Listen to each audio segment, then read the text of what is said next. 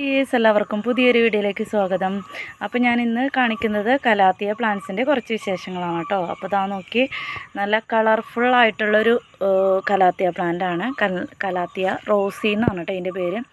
ഈ പ്ലാന്റൊക്കെ എൻ്റെ കയ്യിൽ നിന്ന് പോയതായിരുന്നു കേട്ടോ. വേനൽക്കാലത്ത് എന്താ പറയുക, അത്രയ്ക്ക് അങ്ങോട്ട് നനയ്ക്കാതിരുന്ന് ശ്രദ്ധിക്കാതിരുന്നിട്ട് പോയതായിരുന്നു. ഇപ്പം നല്ല പിന്നീട് ഞാൻ ഇതിനെ വെള്ളമൊക്കെ ഒഴിച്ച് ഉഷാറാക്കി എടുത്തു കേട്ടോ. അപ്പോൾ അതാ പുതിയ തൈകളൊക്കെ വന്ന് ഫുള്ളായിട്ട് പോയതായിരുന്നു കേട്ടോ. ഇപ്പോൾ അതാ നല്ല ഫ്രഷായിട്ട് നിൽക്കുന്നുണ്ട്. നല്ല ഭംഗിയാണ് കേട്ടോ ഇത് കാണാനായിട്ട്. പക്ഷേ നന്നായിട്ട് കെയർ വേണ്ട ഒരു ചെടിയാണ് കലാത്തിയ. അഗ്ലോണിമേക്കാളും കുറച്ചും കൂടി കൂടുതൽ കെയർ വേണ്ട ഒരു ചെടിയാണ് കലാത്തിയ. കണ്ടോ, ഇത് ഈ ഒരു പ്ലാന്റ് കാണുമ്പോൾ നിങ്ങൾക്ക് അറിയാൻ പറ്റും. ശ്രദ്ധിക്കാതിരുന്നിട്ട് ഇലയൊക്കെ കരിഞ്ഞു പോയതാണ് കേട്ടോ. ഇത് ഞാൻ കുറച്ച് എന്താ പറയുക, നല്ല പോലെ ഷെയ്ഡുള്ളിടത്താണ് കലാത്തിയ വെക്കേണ്ടത്. ചെറുതായിട്ട് പോലും വെയിൽ കൊണ്ടു കഴിഞ്ഞാൽ ഇതുപോലെ ഇലയൊക്കെ കരിഞ്ഞു പോകും കേട്ടോ. അപ്പോൾ ഇതുപോലെ ഇലയൊക്കെ കരിഞ്ഞ് പോയൊരു ചെടിയാണ് ഇത്. ഇതിനിപ്പോൾ വേഗം തന്നെ പിടിച്ച് ഉഷാറായി വന്നു. പക്ഷേ ഇതങ്ങോട്ട് ആവണുള്ളൂ കേട്ടോ. ഇതിനാണെങ്കിൽ ഞാൻ അധികം പോട്ടി മിക്സ് മണ്ണല്ലല്ലോ അധികം കൊടുക്കാറ്. ചകിരിച്ചോറും എന്താ പറയുക കമ്പോസ്റ്റൊക്കെയാണ് ഇട്ട് കൊടുക്കാറ്. അപ്പോൾ അതുകൊണ്ട് തന്നെ എന്താ പോട്ടിൽ കുറേ നാൾ കഴിയുമ്പോൾ ഇതിങ്ങനെ അമങ്ങി കാൽ ഭാഗത്തോളം ആയിരിക്കുകയാണ് കേട്ടോ. ഇപ്പോൾ അതാ പുതിയ തൈകളൊക്കെ വരുന്നുണ്ട്. പക്ഷേ ഈ ലീഫൊക്കെ ഇനി കട്ട് ചെയ്ത് കഴിഞ്ഞിട്ട് ഇതിങ്ങോട്ട് മുളച്ച് വന്നിട്ട് വേണം ഇത് അതിനെ കട്ട് ചെയ്ത് കളയാനായിട്ട്. പിന്നെ കുറച്ച് പോട്ടി മിക്സൊക്കെ ഇട്ട് കൊടുത്തു കഴിഞ്ഞിട്ടുണ്ടെങ്കിൽ നല്ല അടിപൊളിയാവും. പിന്നെ ഇതാ ഇത് കലാത്തിയ ഫ്യൂഷൻ എന്ന് പറഞ്ഞിട്ടുള്ളൊരു ചെടിയാണ്. ഇത് നല്ല ബുഷായിട്ട് നിൽക്കുന്നുണ്ട് കേട്ടോ. നല്ല ഭംഗിയാണ് കേട്ടോ കലാത്തിയ പ്ലാന്റ്സുകൾ ഇങ്ങനെ ബുഷായിട്ട് നിൽക്കുന്ന കാണാനായിട്ട്. നല്ല പോലെ പോട്ടി മിക്സൊക്കെ കൊടുത്ത് നല്ല പോലെ കെയർ ചെയ്താൽ പെട്ടെന്ന് തന്നെ കലാത്തിയ ഇതുപോലെ ബുഷാവും കേട്ടോ. കലാത്തിയ ഇങ്ങനെ കുറച്ച് കൂടുതൽ ഇങ്ങനെ ബുഷായിട്ട് നിൽക്കുമ്പോഴാണ് ഇതിൻ്റെ ഭംഗി അറിയാം കേട്ടോ. ഒറ്റ തണ്ടായിട്ട് നിൽക്കുക. അഗ്ലോണിമയ്ക്ക് പെട്ടെന്ന് ഇതുപോലെ ആവില്ല. കലാത്തിയ നന്നായിട്ട് പോട്ടി മിക്സും വളമൊക്കെ കൊടുത്തു കഴിഞ്ഞിട്ടുണ്ടെങ്കിൽ ഇതുപോലെ പെട്ടെന്ന് ബുഷാവും. അതിന് കലാത്തിയയ്ക്ക് വളത്തേക്കാൾ കൂടുതൽ പ്രധാനം പോട്ടി മിക്സ് തന്നെയാണ് കേട്ടോ. അഗ്ലോണിമ ഇപ്പോൾ നമ്മൾ എന്താ പറയുക, പോട്ടി മിക്സ് വളമൊക്കെ കൊടുത്തു കഴിഞ്ഞാൽ പെട്ടെന്നാവും. പക്ഷേ കലാത്തിയയുടെ പോട്ടി മിക്സ് വളരെ ശ്രദ്ധിക്കണം. ഒട്ടും തന്നെ ഹാർഡായിട്ടുള്ള മണ്ണ് പാടില്ല. ഫുള്ള് ഉലർന്ന മണ്ണാണെങ്കിൽ അത്രയും നല്ലത്. അപ്പോൾ ഇതുപോലെ പെട്ടെന്ന് തൈകളൊക്കെ വന്ന് ചട്ടി നിറഞ്ഞ് ബുഷായിട്ട് നിൽക്കും. നല്ല ഭംഗിയിൽ നിൽക്കും കേട്ടോ.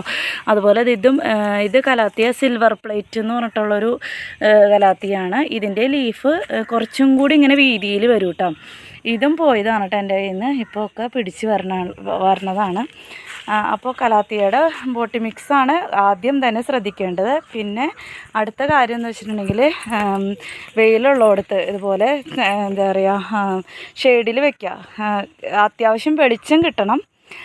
അഗ്ലോണിമ പോലെ എന്താ പറയുക ഗ്രീൻ നെറ്റിൻ്റെ അടിയിലൊക്കെ കൊണ്ടു വെച്ചിട്ടുണ്ടെങ്കിൽ എനിക്ക് തോന്നുന്നു കലാത്തിയയ്ക്ക് ഇങ്ങനെ നല്ല ഭംഗിയുള്ള കളറ് കിട്ടണമെങ്കിൽ എന്താ പറയുക അതിൻ്റെ സ്ട്രൈപ്പ് ഇപ്പോൾ ഇത് കണ്ടില്ലേ, അതുപോലെ വരകളും അതുപോലെ പിങ്കിന് കണ്ടില്ല, അതുപോലെ നല്ല പിങ്ക് കളറൊക്കെ വരണമെങ്കിൽ കുറച്ചും കൂടി വെളിച്ചമൊക്കെ ഇങ്ങനെ തട്ടുന്ന സ്ഥലത്ത് വേണം വെക്കാനായിട്ട്. കണ്ടോ, ഇതിൻ്റെ ഇലയൊക്കെ നല്ല ഭംഗിയില്ലേ.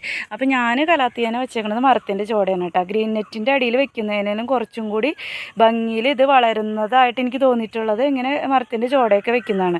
പിന്നെ മരത്തിൻ്റെ ചോട വെക്കുമ്പോൾ ശ്രദ്ധിക്കേണ്ടത് എന്താ പുളിയുള്ള ഇലകളില്ലേ, ഞാൻ മുന്നേ വെച്ചിരുന്നത് പുളിമരത്തിൻ്റെ ചോടയായിരുന്നു. അപ്പോൾ അതിൻ്റെ ഇലയ്ക്ക് പുളി രസമുള്ളത് കൊണ്ടാണാവോ കുറേ ചെടികൾ അങ്ങനെ നശിച്ചു പോയായിരുന്നു കേട്ടോ. അതിനുശേഷം മാറ്റി ഞാൻ വേറെ തണൽ മരങ്ങളുടെ ചോട്ടിലേക്കാണ് വെച്ചിരിക്കുന്നത് കേട്ടോ. അപ്പോൾ പിന്നെ കരിയിലകൾ ഇടയ്ക്ക് ഇങ്ങനെ അടിയിൽ ഇങ്ങനെ കുറേ കൂടുമ്പോൾ നമ്മളെടുത്ത് മാറ്റിയിട്ട് വെക്കണം കേട്ടോ. അല്ലെങ്കിൽ കരിയില ചട്ടിയുടെ ചോട കിടന്നുകൊണ്ട് കുഴപ്പമൊന്നുമില്ല. പക്ഷെ ഒരു വൃത്തി തോന്നില്ല ചട്ടി ഇങ്ങനെ നമുക്ക് കാണുമ്പോൾ. അപ്പോൾ നമ്മൾ കരിയിലകളെ എടുത്ത് മാറ്റണം. ആ പൊടിഞ്ഞിട്ടുള്ള കരിയില മിക്സ് ആയിരിക്കും ഏറ്റവും നല്ലത് കേട്ടോ. ഞാൻ കാണിച്ചു തരാം. ഞാനിതിന് ഇപ്പോൾ ഈ കലാത്തിയയ്ക്കും അഗ്ലോണിമയ്ക്കും മിക്കവാറും ഒട്ടുമിക്ക ചെടികൾക്കൊക്കെ ഞാൻ ഒരേ പോട്ടി മിക്സാണ്. കരിയില, ചകിരിച്ചോറ്, മണ്ണ് ഞങ്ങളുടേതാ ഇതുപോലത്തെ മുറ്റത്തെ മണ്ണ് കണ്ട പൊടിയായിട്ടുള്ള മണൽ പോലത്തെ മണ്ണാണ് കേട്ടോ. ഇതിപ്പോൾ കനാലിലെ വെള്ളം വന്നിട്ട് ഉറവ് വന്നിട്ടാണ് ഇങ്ങനെ നനഞ്ഞ് കിടക്കുന്നത് കേട്ടോ.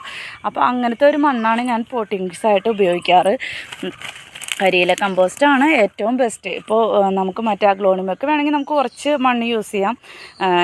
പരമാവധി കലാത്തിയയ്ക്ക് ഒട്ടും തന്നെ മണ്ണ് ഒരു ലേശം ചകിരിച്ചോറും ഈ കരിയില കമ്പോസ്റ്റും എല്ലുപൊടിയോ അങ്ങനെ എന്തെങ്കിലും കൂട്ടിയിട്ട് മിക്സ് ചെയ്ത് വെക്കുകയാണെങ്കിൽ പെട്ടെന്ന് ഇതുപോലെ ബുഷായിട്ട് കലാത്തിയ വളരും കേട്ടോ. കണ്ടോ, ഇതൊക്കെ നല്ല ബുഷായിട്ട് നിൽക്കുന്നുണ്ട്.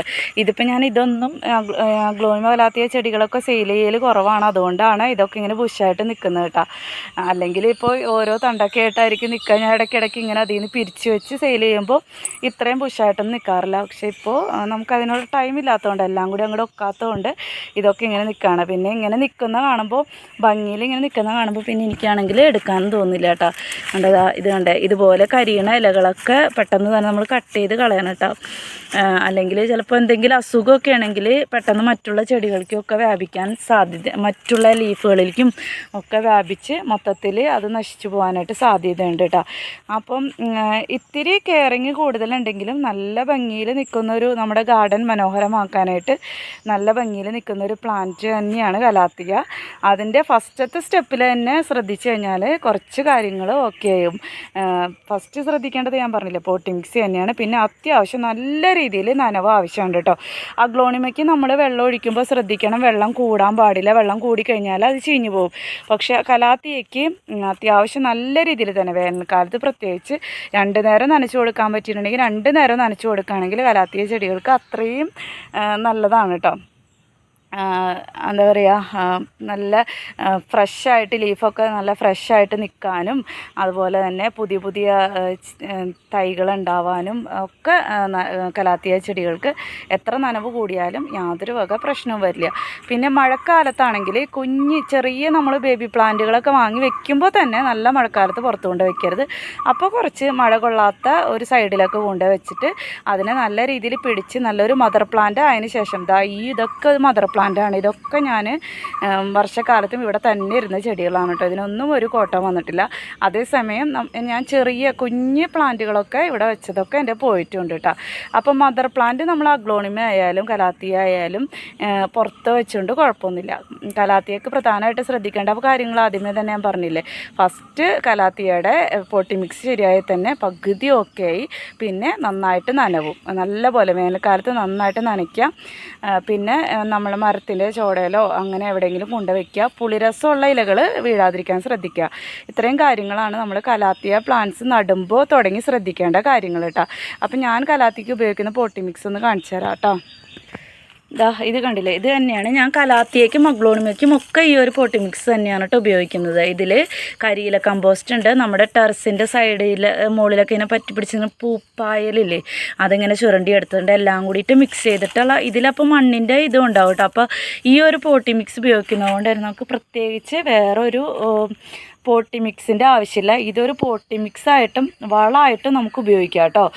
രണ്ടും നല്ലതാണ്. ചെടികൾ നടാനും അതുപോലെ ഒപ്പം തന്നെ നമുക്കിതിൽ നമ്മൾ വളം ഉപയോഗിക്കുന്നതിൻ്റെ ഗുണവും ചെയ്യും. ഈ ഒരു കരിയില കമ്പോസ്റ്റും പിന്നെ ഈ മതിലിൻ്റെ സൈഡിലും ടെറസിൻ്റെ മുകളിലൊക്കെ പറ്റി പിടിച്ചിരിക്കുന്ന ഈ ഒരു പായൽ ഉണങ്ങിയത് നന്നായിട്ട് ഉണങ്ങിയതിന് ശേഷമാണ് നമുക്ക് ഇടാൻ പാടുള്ളൂ കേട്ടോ. അല്ലെങ്കിൽ പൂപ്പൽ വീണ്ടും അതിൽ ഫംഗസ് വരാൻ സാധ്യതയുണ്ട്. അപ്പോൾ ഇത്രയും കാര്യങ്ങളൊക്കെ ശ്രദ്ധിച്ചാൽ തന്നെ നമുക്ക് നമ്മുടെ കലാത്തിയ ചെടീനെ നല്ല ഭംഗിയാക്കി വളർത്തിയെടുക്കാൻ സാധിക്കും. നല്ല ബുഷായിട്ട് നിറഞ്ഞിങ്ങനെ നിൽക്കും കേട്ടോ. അപ്പോൾ ഏത് ചെടിയാണെങ്കിലും നല്ല ബുഷായിട്ട് നിൽക്കുന്നതല്ലേ കാണാൻ നമുക്ക് കണ്ണിന് എന്താ പറയുക, അത് കാണുമ്പോൾ നമുക്ക് വീണ്ടും നടാനും വീണ്ടും ഒരു പുതിയ ചെടി വാങ്ങിക്കാനും ഒക്കെ തോന്നുള്ളൂ. അപ്പോൾ കലാത്തിയ പ്ലാന്റ്സിനെ കുറിച്ച് എനിക്കറിയാവുന്ന കാര്യങ്ങൾ ഇത്ര തന്നെയാണ്. ഇങ്ങനെയൊക്കെയാണ് ഞാൻ കലാത്തിയ പ്ലാന്റ്സിനെ ശ്രദ്ധിച്ചുകൊണ്ടിരുന്നത്. പിന്നെ എൻ്റെ കുറേ കലാത്തിയകൾ നശിച്ചു പോയിട്ടുണ്ട് കേട്ടോ. അതൊക്കെ ഞാൻ പറഞ്ഞില്ലേ, എൻ്റെ ശ്രദ്ധക്കുറവ് മൂലം, എനിക്ക് എൻ്റെ സമയക്കുറവ് മൂലം ഞാൻ താമരയുടെ പുറകെ നടന്നിട്ടാണ് എൻ്റെ കുറച്ച് കലാത്തിയ ചെടികളൊക്കെ പോയത്. ഇപ്പം ഞാൻ എല്ലാത്തിനും ശ്രദ്ധിച്ച് നല്ലപോലെ രക്ഷിച്ച് കൊണ്ടുപോരുകയാണ് കേട്ടോ. അപ്പോൾ എനിക്ക് ഇത്രയും കാര്യങ്ങളൊക്കെ അറിയുള്ളൂ. ഇനി നിങ്ങൾക്ക് അറിയാവുന്ന കാര്യങ്ങൾ എന്തെങ്കിലും ഉണ്ടെങ്കിൽ അത് കമൻറ്റായിട്ട് അറിയിച്ചോളൂ കേട്ടോ. കമൻസായിട്ട് എഴുതുകയാണെങ്കിൽ മറ്റുള്ളവർക്ക് ഉപകാരപ്പെടുമല്ലോ.